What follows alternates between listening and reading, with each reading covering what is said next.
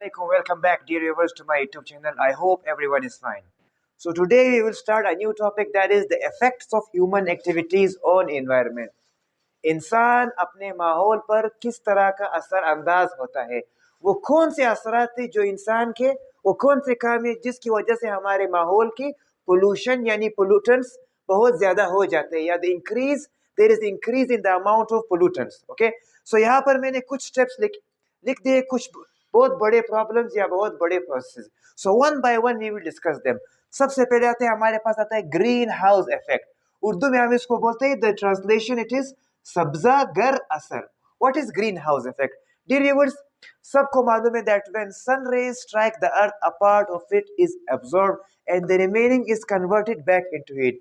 जब भी सूरज की रोशनी हमारी जमीन के पास आती है, whenever the sun rays hit the earth, जब सूरज की रोशनी हमारी जमीन से टकरा जाती है, तो कुछ परसेंट ये हमारी जमीन इट इज ऑब्जर्व, वो उसको जज्ब कर लेता है, और बाकी परसेंटेज वापस रिफ्लेक्ट यानी बाउंस बैक हो जाती है टू द एटमॉस्फेयर। अब out of 100% only 70% is observed, 50% by the earth, 20% by the clouds, जबकि द रिमेनिंग जो 30% हो गया it is reflected back. Okay, यानी 30% ये जो होता है वो दोबारा वापस एटमॉस्फेयर यानी हवा की तरफ जाती है। अब डियर व्यूअर्स, यहाँ पर क्या होता है, सबको मालूम है कि there are factories, for example car से जो फॉर एग्जांपल पोल्यूशन निकल रहा है, जिसमें हमारे पास आते हैं carbon dioxide, oxides of nitrogen, methane gas या वाटर वेपर्स। ये जो फॉर एग्जांपल कारखानों से निकलते हैं, या for example from the back of cars, या फॉर एग्जांपल गाड़ी के इंजन से, ये जाकर इसे हमारे माहौल में यहाँ पर दे इकट्ठा यानी सबमर्ज हो जाते हैं। जब ये यहाँ पर मर्ज हो जाते हैं, ओके, देन क्या होता है, they observe the heat and cause the increase in temperature. अब वो हीट जो दोबारा जमीन से वापस एटमॉस्फेयर की तरफ जा रहा है, these gases absorb those heat, ये जो गैसें होते हैं ये उस हीट को जज्ब कर लेते हैं, और जिसकी वजह से the temperature of the earth increases, जिससे the earth's mean temperature rises. This is known as green house effect. Those gases which are responsible for greenhouse effect are known as greenhouse gases. Carbon dioxide, oxide of nitrogen, methane, these which I have written in green, जो मैंने green color में यहाँ पर underline किया हुआ है, या for example यहाँ पर मैंने outline किया हुआ है, these all are greenhouse gases. इन सब को हम लोग greenhouse gases बोलते हैं। इनका काम क्या है, what harm do they cause to the earth, ये हमारे ज़मीन को किस किस्म का नुकसान पहुंचाते हैं। They keep the earth environment warm, ये हमारे जमीन के माहौल को गर्म और वार्म रखते हैं। ठीक है, ये तो ये हो गया। अब dear viewers, what is green house? हम लोगों ने यहाँ पर we use green house in our cities, हम लोग अपने शहर में भी ग्रीन हाउस इस्तेमाल करते हैं। ग्रीन हाउस क्या है? ये इस तरह प्लास्टिक और ग्लास के बने हुए घर हैं। These are small houses which are made up of plastic और ग्लास। ओके, इनके जो वॉल्स होते हैं, फॉर एग्जांपल दीवार, वॉल्स और रूफ, ये किससे बने होते हैं? They are made up of plastic और ग्लास। क्या होता है dear viewers, whenever sun rays hit these glasses, जब भी सूरज की रोशनियां इन ग्रीन हाउस से टकराती है, तो क्या होते हैं, दे ऑब्जर्व द गैसेस। ये जो ग्लास होते हैं प्लास्टिक, ये उस हीट को जज्ब कर लेते हैं, जिसकी वजह से जो इंटरनल माहौल है, the internal environment of the green house is kept warm. ये अपने अंदर का माहौल क्या करते हैं, गर्म रखते हैं। अब यहाँ पर we use this green house for the growth of plants. हम ये प्लांट्स की फॉर एग्जांपल जितने भी पौधे हो गए उनके ग्रोथ के लिए इस्तेमाल कर सकते हैं, बिकॉज सबको मालूम है कि ग्रोथ के लिए एक सबसे इंपॉर्टेंट फैक्टर क्या है, हीट या टेम्परेचर। तो यहाँ पर temperature all over the year remains hot. बाहर अगर बिल्कुल देर इज इन माइनस, बाहर जितनी भी सर्दी होगी the temperature is extreme cold, but the temperature inside the green house will remain warm. Why? किस लिए? क्योंकि जो गैसेस वहां से आ रहे थे, फॉर एग्जांपल वापस the gases are not being escaped, यानी वो जो गर्मी सूरज की तरफ से आ रही थी, ग्रीन हाउस ने उसको ट्रैप कर लिया और दोबारा ये उसको एस्केप करने यानी बाहर जाने नहीं देता है। These are known as green houses. Okay, इसका फायदा क्या है कि मैंने कहा था कि they help in plants growth, ये पौधों की ग्रोथ में मदद करते हैं। डियर व्यूअर्स, यहाँ पर जो हम लोगों ने इस प्रोसेस को इस्तेमाल कर रहे हैं, जो अभी मैंने कहा था green house effect, same to same बिल्कुल द गैसेस, वो गैसेस जो फॉर एग्जांपल फैक्ट्री से निकलती है, या दोज विच आर एक्सहेल्ड, या for example those which are excreted from the engines of cars, वो भी बिल्कुल same to same green house की तरह काम करती है। So this one of the major problem which is increasing the rate of pollution in our environment and humans are responsible for it. सबसे बड़ी वजह क्या है कि इंसान ही इन्हीं चीज़ों को क्या करता है, इग्नाइट करता है। नेक्स्ट हमारे पास आते हैं ओजोन लेयर डिप्रेशन। क्या मतलब है इसका? ओजोन लेयर की तबाही। सबको मालूम है कि O3 ozone is a very powerful blanket. ये एक चादर है जो कहाँ पर it is 15 to 20 kilometre above the earth surface. जमीन के, हमारे जमीन के 15-20 किलोमीटर एटमॉस्फेयर के ऊपर it is present in the stratosphere.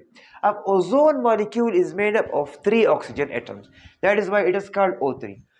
What is the function of ozone? It prevents the UV यानी अल्ट्रावायलेट रेज ऑफ द सन। सूरज की वो जो सबसे खतरनाक शुआई होती है ये उसको रोकता है या प्रिवेंट करता है, या उसको अलाउ नहीं करते कि वो हमारी जमीन में आए। अब होता क्या है, सबको मैंने आई थिंक फर्स्ट लेक्चर में मैंने बताया था कि CFCs गैसेस, क्लोरोफ्लोरोकार्बन गैसेस, जो हमारे रेफ्रिजरेटर्स, एसीज या बॉडी स्प्रे से जो एक्सेल होते हैं, या फॉर एग्जांपल ये क्या करते हैं, ये डायरेक्टली जाकर हमारे ओजोन लेयर को डिप्लेट यानी तबाह करते हैं या उसको कमजोर बना देते हैं। यानी for example ozone layer is a kind of a blanket, ये एक चादर की तरह काम करता है। जब भी हम लोग जितना ज्यादा इन एक्सेस दीज गैसेस को इस्तेमाल करेंगे, chlorofluorocarbons, they when they go up they will make the ozone layer weak. ये ओजोन लेयर को कमजोर बनाएंगे, जिसकी वजह से ओजोन लेयर के अंदर होल्स पैदा होंगे और सन के harmful rays will reach the earth. अब जैसे मैंने यहाँ पर लिख दिया, they will become thin and holes are produce. What are the effects? कौन से खतरनाक कॉजेज है? स्किन कैंसर, इंसानों में स्किन कैंसर पाए जाते हैं। कैटरेक्ट इन आईज, ये एक आंखों की बीमारी जिसमें इंसान के फॉर एग्जांपल ये जो लेंस है they can not focus on an object. ये सारी बीमारी क्या हो सकती है? This is because of when ultraviolet rays reach the sun. जब सूरज के खतरनाक यूवी रेज हमारी जमीन तक पहुंचते हैं, because ozone layer become weak, ozone layer कमजोर हो गया, इसलिए उसको पास कर दिया। Okay, so these dangerous causes will be affected in humans. इंसान जो होंगे वो इन खतरनाक बीमारियों में मुब्तला हो जाएंगे। ओके, ये हो गया number 2 factor which humans are involve in affecting the environment. हमारे पास जो आज का लास्ट टॉपिक है that is called global warming. Globe सबको मालूम है जमीन, वार्म का मतलब है गर्म होना, जमीन का गर्म होना। क्या है ये? The increase in mean earth temperature. हमारी जमीन का एक खास टेम्परेचर है डियर व्यूअर्स, ये उसका एक मेन टेम्परेचर जिसमें वी आल सर्वाइव। सब living things, plants, animals, humans, we all survive on this. But if the temperature increases above the mean level, लेकिन अगर हमारे अर्थ का टेम्परेचर उस नॉर्मल लेवल से इंक्रीज कर जाए, then this process is known as global warming. And what are the causes of global warming? कौन से बड़े बड़े वजूहात है जिसकी वजह से हमारी जमीन गर्म होती है? द सेम 2 प्रोसेसेस जो अभी हम लोगों ने डिस्कस किए थे, इसमें वन हमारे पास आता है green house effect and one is ozone depletion. अब डियर व्यूअर्स, ग्रीन जब ग्लोबल वार्मिंग यानी अब देख सकते हैं द चेंज इन टेम्परेचर। कभी हम लोगों ने सोचा था, अभी यहाँ पर इन आवर सिटी जहाँ पर मैं रह रहा हूँ, the temperature is the almost सितंबर का लास्ट है। ओके, बिकॉज ये लेक्चर मैंने पहले अपलोड किया, इसीलिए आप लोगों को अपलोड करने मैंने थोड़ा लेट कर दिया। ऑलमोस्ट सितंबर का लास्ट 28-29 है, लेकिन टेम्परेचर हम लोगों ने अभी भी फैन स्टार्ट किए हुए। वजह क्या है कि वो अभी this is the autumn month, ये ऑटम यानी मौसम खजां का सबसे पहला महीना चल रहा है, लेकिन इस महीने में द वेदर गेट्स कूल, बहुत ही ठंडा हो जाता है, लेकिन we are not feeling it. Reason क्या है? बिकॉज ऑफ ग्लोबल वार्मिंग, यानी टेम्परेचर में बहुत ज्यादा फर्क हो गया है। द टेम्परेचर क्या हो रहा है? Fluctuate up and down. कभी कभी सख्त सर्दी में हमें सिर्फ बर्फ मिलती थी, स्नो, रेन, क्या बोलते हैं, -2 -3। अब दुनिया का हालत इस तरह बदल गए कि हमें जनवरी फरवरी के मौसम में भी गर्मी लगती है। Why? Because of global warming. Anyway, जब हमारे जमीन का मीन टेम्परेचर इंक्रीज करेगा, देन द मौसम जो क्लाइमेट होगा इट विल बी अफेक्टेड। अब डियर व्यूअर्स, इसका ये सिर्फ नुकसान नहीं है, दूसरा नुकसान ये है कि जितना ये टेम्परेचर इंक्रीज करेगा, पहाड़ों पर जितना भी स्नो है, बर्फ, वो मेल्ट हो जाएगा। और ग्लेशियर्स सबको मालूम है, they are the large pieces of ice जो समंदर में होते हैं, उनकी जो मेल्टिंग है, पिघलना, वो क्या हो जाएगा? एक्सेलरेट यानी तेज हो जाएगा, जिसकी वजह से द वाटर लेवल राइजेस, यानी जो समंदर हमारे साहिली इलाके है, या for example in our seas, in our oceans, the levels of water will rise up. तो इसका नुकसान क्या होगा डियर व्यूअर्स? दोज आइलैंड्स सबको मालूम है, अ प्लेस जिसे हम कहते हैं जजीरा, a place, the place of land, वो जगह जो भी किसी आइलैंड्स हो या जो किसी भी समंदर के इर्द गिर्द दोज कंट्रीज या दोज लोकेशंस जो सारे समंदर या पानी के इर्द गिर्द मौजूद है, वो क्या हो जाएंगे?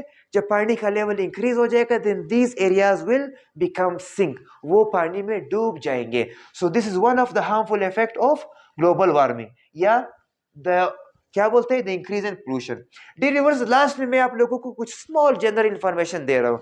कुछ साइंटिस्ट ने प्रिडिक्ट किया हुआ है कि बाय ऑलमोस्ट 2050, यानी आज से 2025, यानी जब हम लोग इस 21st सेंचुरी के मिड में पहुंचेंगे, जैसे ही 21st सेंचुरी अपने इख्तिताम को पहुंच रही होगी, यानी ऑलमोस्ट इस ईयर के आप कह सकते हैं कि the rise in sea level, समंदर का जो लेवल है पानी का, वो 1 मिलीमीटर इंक्रीज करेगा, जिसकी वजह से 300 आइलैंड्स, यानी दोज प्लेसेस, वो जजीरे जो समंदर में मौजूद है, वो डूब जाएंगे। Okay, so this is a very concerning point. ये एक बहुत ही तशवीशनाक बात है डी रिवर्स।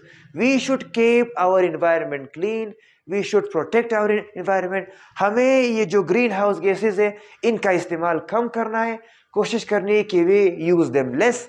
और हमारे पास जो CFC गैसेज है जो हमारे ओजोन लेयर को ख़राब कर रहे हैं, ozone layer is a blessing from the almighty. Okay, so Allah ताला की तरफ से एक बहुत ही बड़ा नियामत है। We should please please please we should take care of it. और अगर हम लोग अपने इन्वायरमेंट का ख्याल नहीं रखेंगे तो और कोई नहीं रखेगा dear viewers. Okay, so we should be very careful in how to manage our environment. ये था आज का टॉपिक। अभी भी अगर आप लोगों को मेरे इसी लेक्चर में कोई भी प्रॉब्लम, कोई भी कंफ्यूजन हो, so you can write in my comment section. मैंने पहले भी कहा था, so watch my videos till the end. उनको शेयर करें, सब्सक्राइब करें, ओके, अब अपने फ्रेंड्स के साथ, ओके, और मेरे चैनल को सब्सक्राइब करना ना भूलें। So till we meet next time, thank you, अल्लाह हाफ़िज़।